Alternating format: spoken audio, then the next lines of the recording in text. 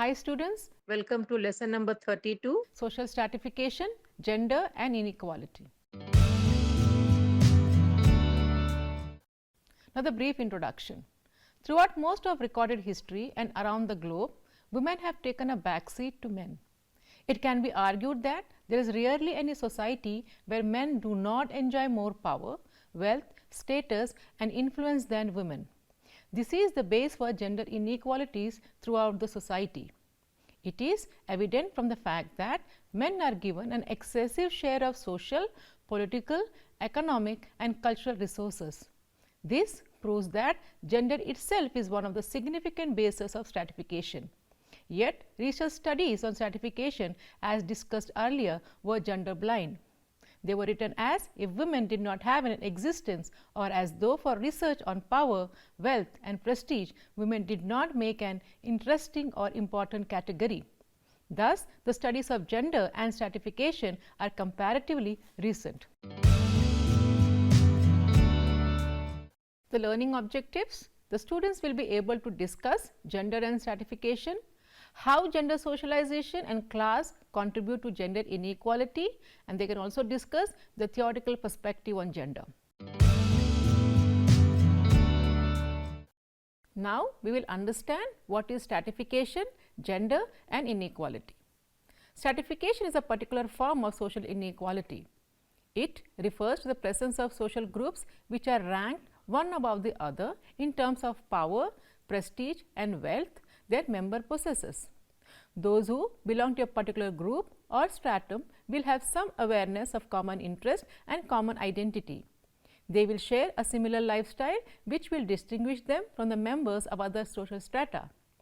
The beliefs that social inequalities are caused by natural or biological inequalities seems to sense as rationalization to justify the stratification system. The beliefs serve to make social inequality appear rational and reasonable. Currently, the existence of inequality, its causes and consequences as related to social class, genders, ethnicity and even region or locality continues to assume sociological prominence. Now, we will have a look on gender and inequality. Like many questions of interest to sociologists, the nature of maleness and femaleness is not so easily classified.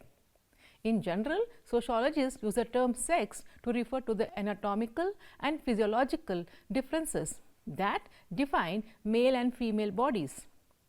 Gender, by contrast, concerns the psychological, social and cultural differences between males and females.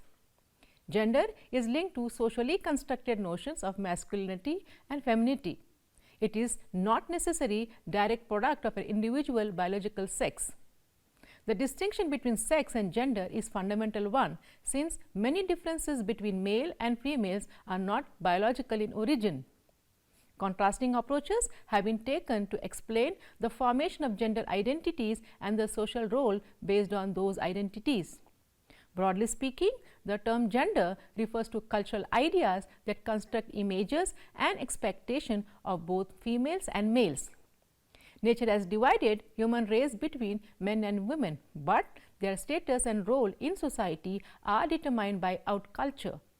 When we speak of women as fair sex or weaker sex, or when invoke the etiquette of ladies first, our attention is not confined to the biological fact, have already entered the realm of culture.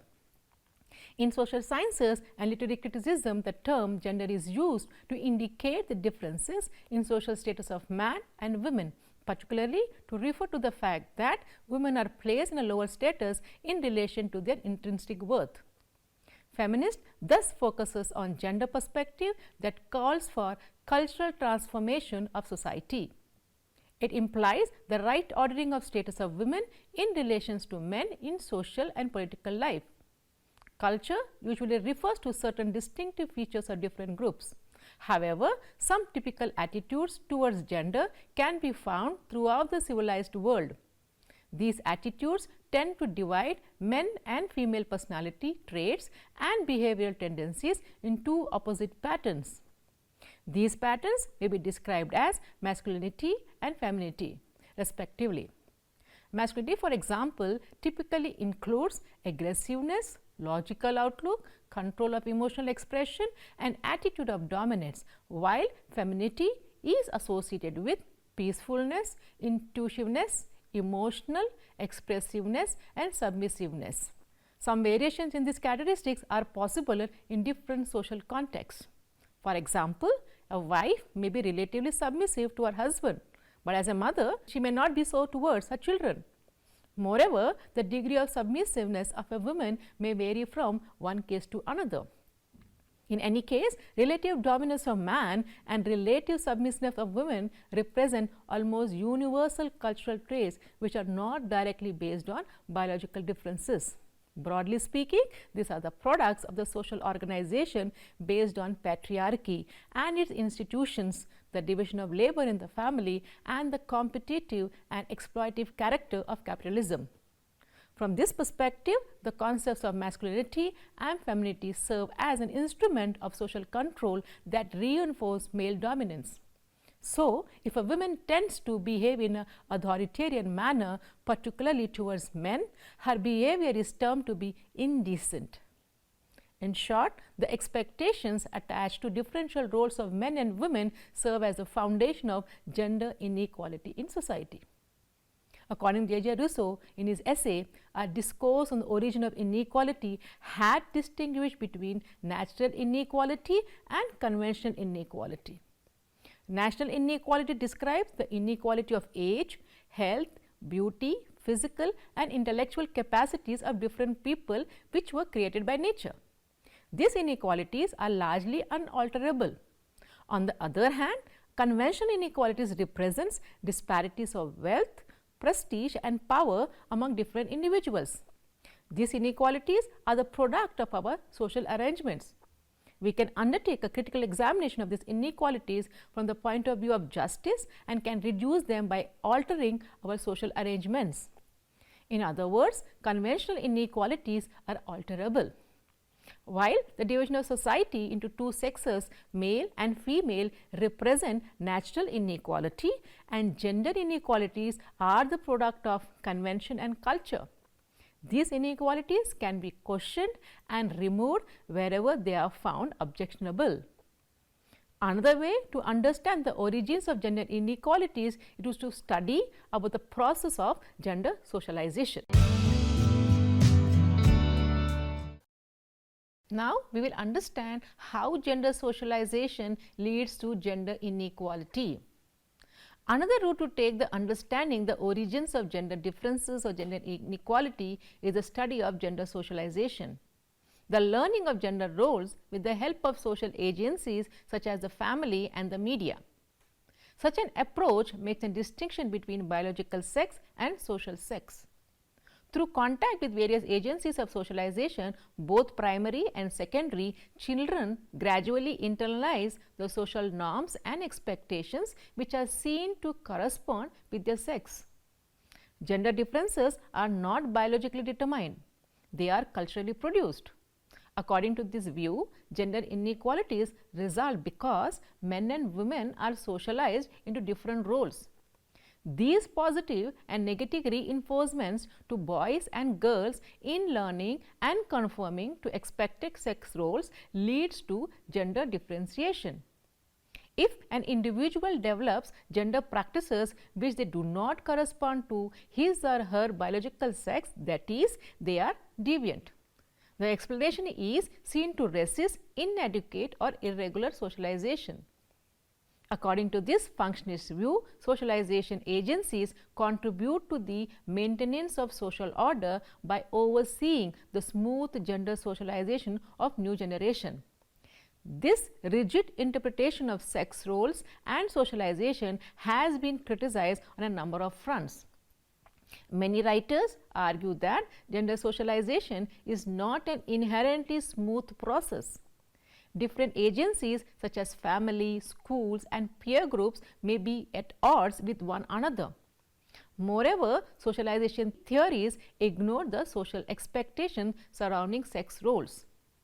As Connell has argued, agencies of socialization cannot produce mechanical effects in a growing person. What they do is invite the child to participate in social practice on given terms. Social influences on gender identity flow through many diverse channels. Even parents committed to raising their children in a non-sexist way find existing patterns of gender learning difficult to combat. Studies of parents-child interaction, for example, have shown distinct differences in the treatment of boys and girls even when the parents believe their reactions to both are the same, like the toys, the picture books and television programs experienced by young children all tend to emphasize difference between male and female attributes. Male characters generally outnumber females in most children books, television programs and films. Male characters tend to play more active adventurous roles while females are portrayed as passive, expectant and domestically oriented. Clearly, gender socialization is very powerful. Once a gender is assigned, society expects individuals to act like females or males. It is in the practices of everyday life that these expectations are fulfilled and reproduced. According to Cornell, gender relations are the product of everyday interactions and practices. The actions and behavior of average people in their personal lives are directly linked to collective social arrangements in society. These arrangements are continuously reproduced over lifetimes and generations. Gender, combined with other elements of social stratification such as caste, class, ethnicity, location, etc., forms the basis of social and gender inequalities. Scholars argue that one of the problems posed by the gender and stratification studies is understanding gender inequalities in terms of class divisions. They further argue that the problem seems to be simple but is difficult to sort out. This is because gender inequalities have their roots in history than just class system. For example, in hunting-gathering societies too, men are considered superior to women, and these societies are classless. But class division are so visible in modern societies that they tend to overlap significantly with gender inequalities. Thus, it is important to understand and explain gender inequalities in class terms.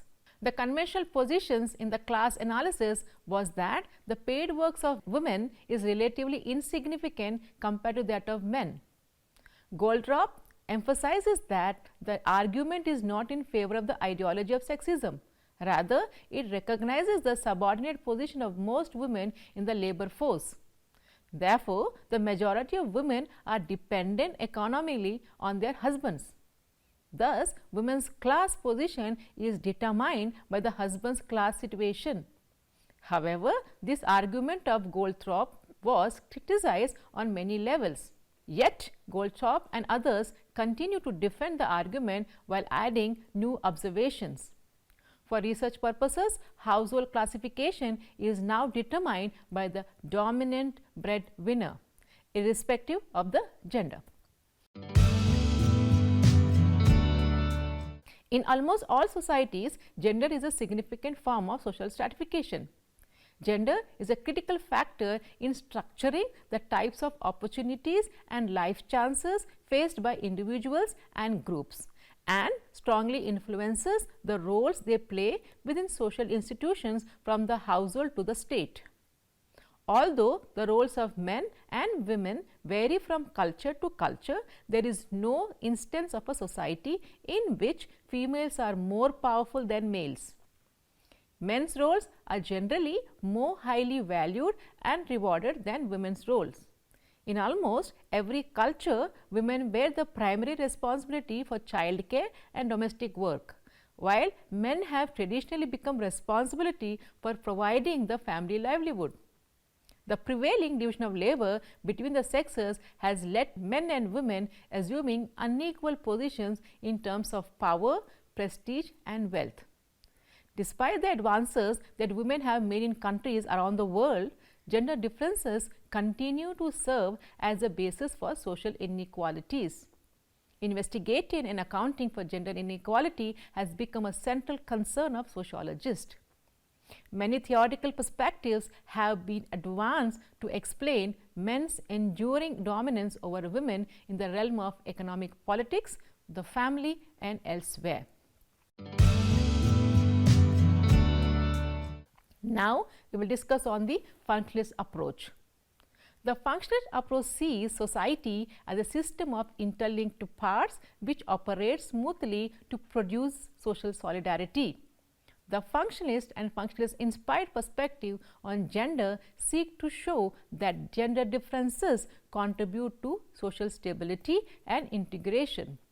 While such views once commanded great support, they have been heavily criticized for neglecting social tensions at the expense of consensus and for promulgating a conservative view of the social world. Writers who subscribe to the natural differences school of thought tend to argue that the division of labor between men and women is biologically based. Women and men perform those tasks for which they are biologically best suited.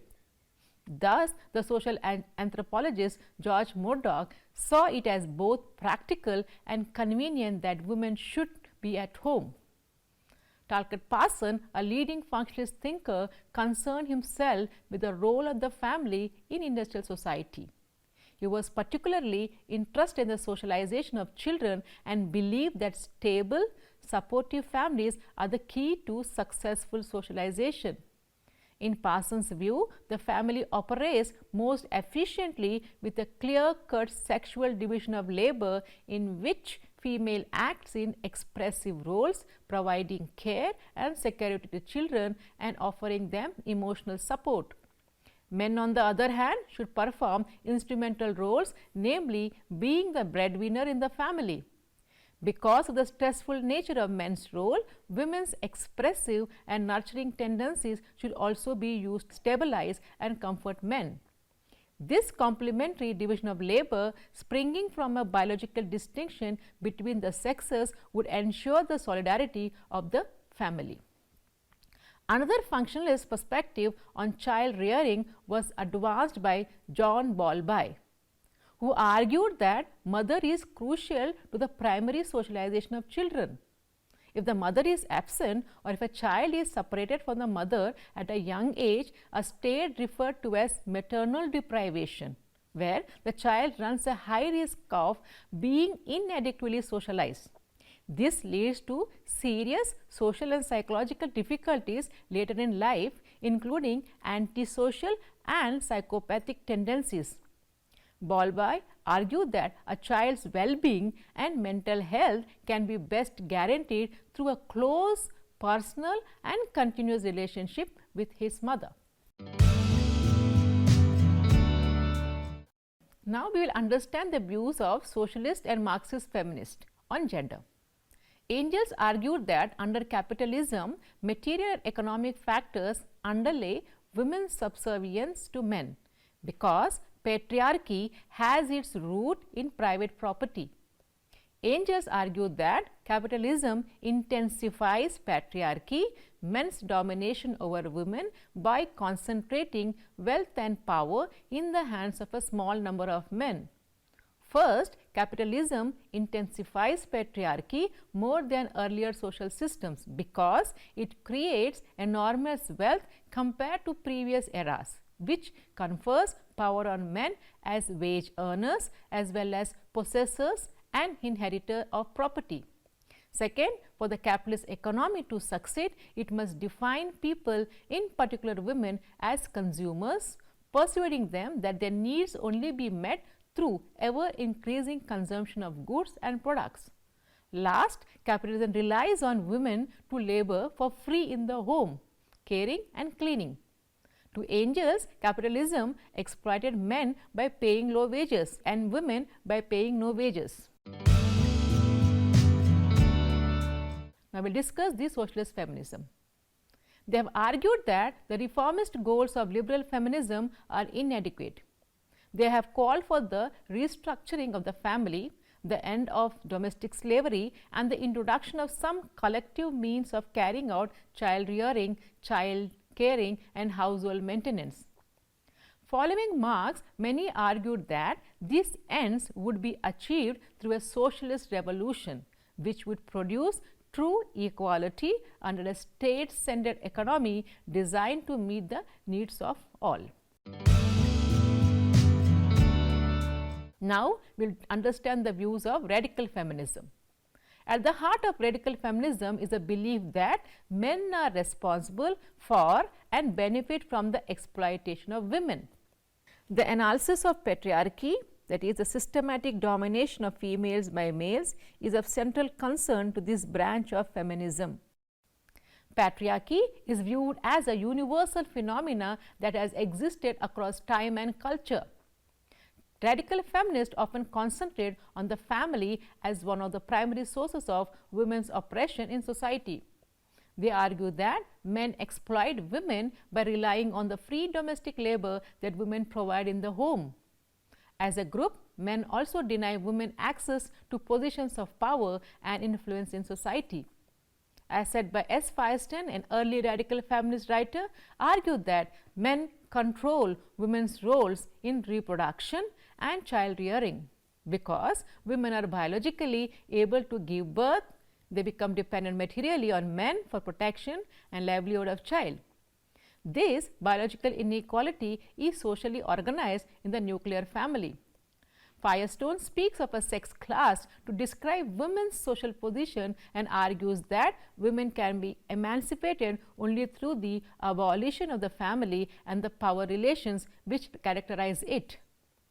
Other radical feminists point to male violence against women as central to male supremacy.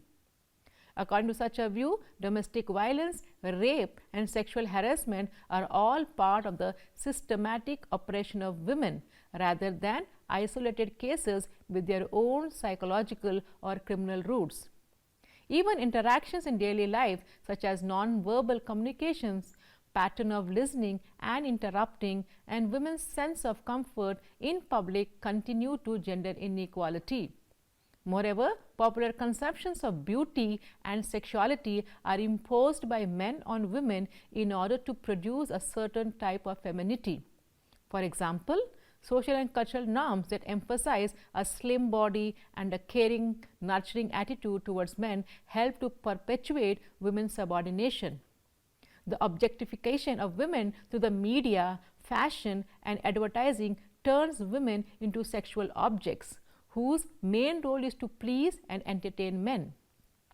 Radical feminists do not believe that women can be liberated sexual oppression through reforms or gradual change because patriarchy is a systematic phenomena. They argue gender equality can only be attained by overthrowing the patriarchal order. The use of patriarchy as a concept for explaining gender inequality has been popular with many feminist theorists. In asserting that the personal is political, radical feminists have drawn widespread attention to the many linked dimensions of women's oppression. Their emphasis of women has brought these issues into the heart of mainstream debates about women's subordination. Many black feminists argue that ethnic divisions among women are not considered by the main feminist school of thought and are oriented to the dilemmas of white, predominantly middle class women living in industrialized societies. Moreover, the very idea that there is a unified form of gender oppression that is experienced equally by all women is problematic. Dissatisfaction with existing forms of feminism has led to the emergence of a strand of thought which concentrates on the particular problems facing black women. The writings of American black feminists emphasize the influence of the powerful legacy of slavery, segregation and the civil rights movement on gender inequalities in the black community. They point out that early black sufferers supported the campaign for women's rights, but realized that the question of race could not be ignored. Black women were discriminated against on the basis of their race and gender. Explanatory frameworks favored by white feminists, for example, the view of the family as a mainstay of patriarchy may not be applicable in black communities where the family represents a main point of solidarity against racism. In other words, the oppression of black women may be found in different locations compared with that of white women. Black feminists contend therefore that any theory of gender equality which does not take racism into account cannot be expected to explain black women's oppression adequately. Class dimensions are another factor which cannot be neglected in the case of many black women. Some black feminists held is its focus on the interplay between race, class and gender concerns. Black women are disadvantaged. They argue on the basis of their color, their sex and their class position. When these three factors interact, they reinforce and re-intensify on another. Now, we will understand the views of postmodern feminism. Like black feminism, postmodern feminism challenges the idea that there is a unitary basis of identity and experience shared by all women. This strand of feminism draws on the cultural phenomena of postmodernism in the arts, architecture, philosophy and economics. Some of the roots of postmodern feminism are found in the work of continental theorists like Derrida. Postmodern feminists reject the claims that there is a grand theory that can explain the position of women in society or that there is any single universal essence or category of women consequently. These feminists reject the accounts given by others to explain gender inequality such as patriarchy, race or class as essentialist. Rather than there existing an essential core to womanhood, there are many individuals and groups all over whom very different experiences such as the heterosexuals, lesbians, black women, working class women, etc. The otherness of different groups and individual is celebrated in all its diverse forms. Emphasis on the positive side of otherness is a major theme in postmodern feminism and symbolizes plurality, diversity, difference and openness. There are many truths, roles and construction of reality.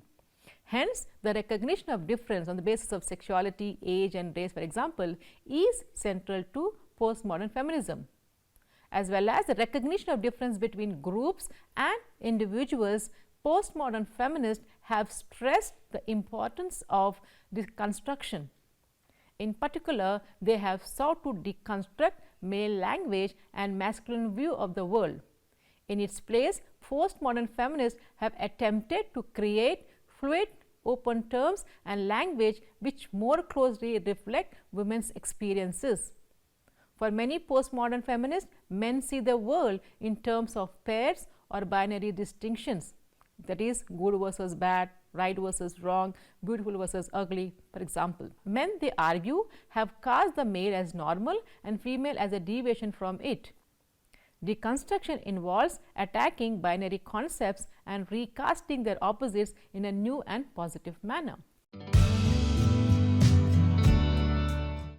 From the above discussion, it is clear that a gender informs and organizes social stratification, and gender socialization plays an important role in creating gender inequalities.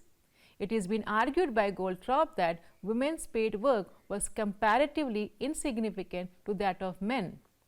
Different schools of feminism explain gender inequalities through a wide range of factors and social processes such as sexism, patriarchy, capitalism. The question of gender stratification is not to be understood in terms of inequality between men and women and in terms of subordination and women alone. Recent research on masculinity also suggests maleness to be the symbolic construct as a femaleness, is reflecting that how gender as a cultural construct expresses the relational dimensions rather than the individual attributes across societies and cultures.